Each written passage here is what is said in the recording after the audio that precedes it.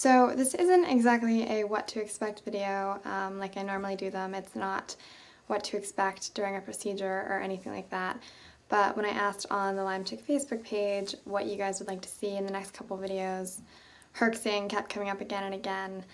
And it's a great topic. It was great for me to research this video because I can't say I knew all that I know now, especially not the scientifics. I knew the basic definition of a herx, and I knew how I felt during a herx, but I was hard-pressed to explain it to people, so it's been helpful for me in that way. But this video is going to focus on herxing, what is a herx, and how to possibly lessen the severity and shorten the duration of herx.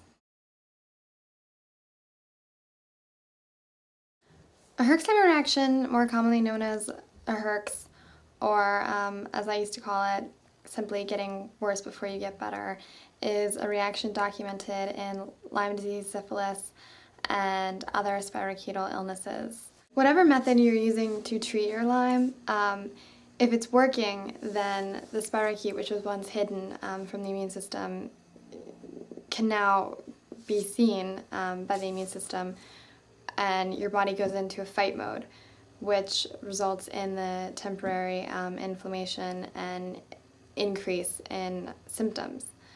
The herx reaction, or the neurotoxin circulation, which results in the herx reaction, can last anywhere from a few hours to a few weeks, depending on the person's capability to detox.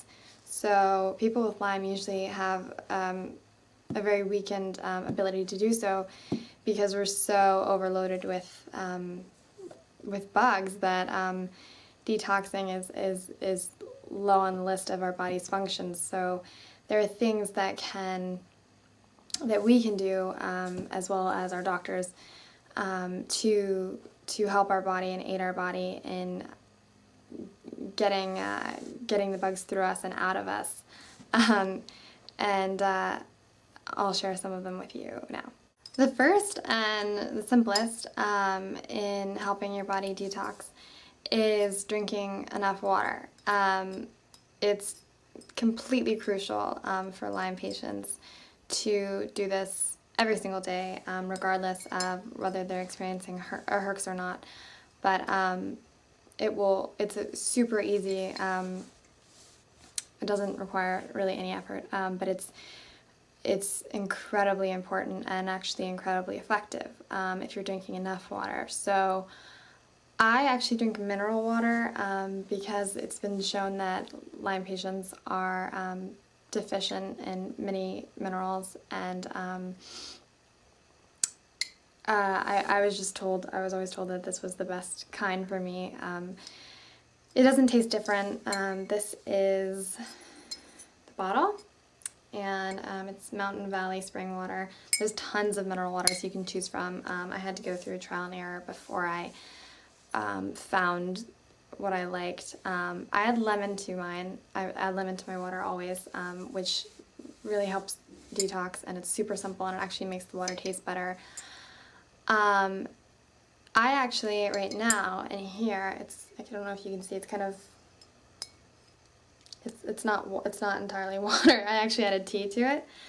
I added hibiscus tea, which is also super simple. I just spray it in there, and it's incredibly high in antioxidants, which is also going to help your body lessen the duration of the herx. And I drink this like twice a day. There's no caffeine, so because I can't have caffeine, but it's actually just something that makes me feel better. You can get it a lot of places. I got mine from Rocola. So lemon water, just very simply, is a huge, I mean, it's super easy, but it's incredibly crucial. Again, regardless of herxing, but especially on days you're herxing, staying hydrated is going to help you tremendously. On the subject of teas, there is also Dandelion Root Tea is extremely helpful. It's actually has been shown to have some of the same properties as glutathione. It's really, really helpful in detoxing.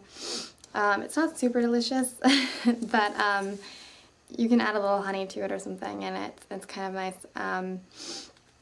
So that's something I do on days when I'm herxing. The second thing that I think everyone with Lyme probably knows is Epsom baths. I think this is the label. And I mean, I'm always amazed how well Epsom works in detoxing. It took me a long time to believe in it, but it's actually incredibly powerful, and I always feel really tired after I get out of an Epsom bath, but it's almost like I can immediately feel the stuff just coming out of me. So those are great, but something that's actually will help you even more before you take an Epsom bath is skin brushing.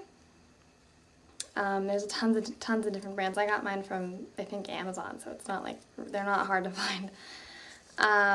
And it's actually way more effective if you skin brush or dry skin brush before you take an Epsom bath, because this removes the dead layer of skin and allows the Epsom to be absorbed much better. So it's really simple. You just circularly, I'm trying to show you. You don't use any water. It's gonna feel kind of weird for a while because it does kind of hurt, but it's totally crucial, and it really helps you absorb the Epsom. So this is a great investment, I would say, a dry skin brush. Resting, super simple as well, something that you're probably going to want to do if you feel that bad anyway, but getting enough rest, letting your body recharge during the herx is a no-brainer, but if insomnia is one of your symptoms of herxing, which is one of mine, if I'm herxing, good luck trying to sleep. I can never sleep when I'm having a really bad herx. But don't stress yourself and putting yourself in a certain schedule. I get sleep whenever I can get it. If I have to sleep during the day, then I sleep during the day. If I have to take a 5-hour nap, at 4 p.m., then that's what I do.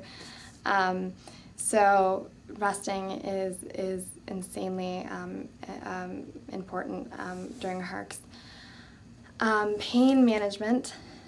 I think it's very common for pain to kind of skyrocket with Lyme patients during a herx. And something I found to be very helpful for me is both heating pads, and I have something called a Chinese heat lamp, which I'm going to try to show, but it's huge. It's like the Hulk.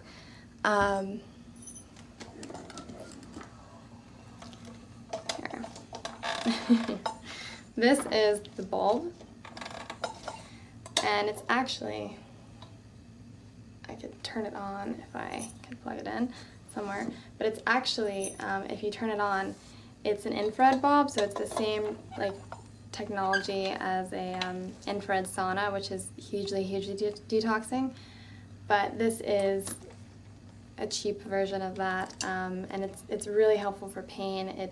I put this on my knees or my stomach or whatever's hurting, and it's fantastic. And I don't know how expensive they're. They're not that. They're much easier and more accessible than an infrared sauna, but that has helped me a lot. With joint pain, or if you don't have that, a heating pad, anything with heat, I found has helped with the joint pain. So those are some of the methods I use on the days when herxing is is horrible. Overall, herxing is something to be celebrated. It's actually a very good thing. It means that the treatment that you've chosen is working, but it also temporarily means that you'll feel worse. But if you hang tough and know that it'll end sooner rather than later, especially if you implement things from your doctor and just listening to your body, doing what you can, detoxing what you know as you can do it, then you have a very high chance of lessening your symptoms. Just resting and taking it slow, but knowing that herxing is actually a fantastic sign and it's one step closer to health. For more information on herxing and detoxing, visit lymechick.com. Tell me everything that happened, tell me everything you saw.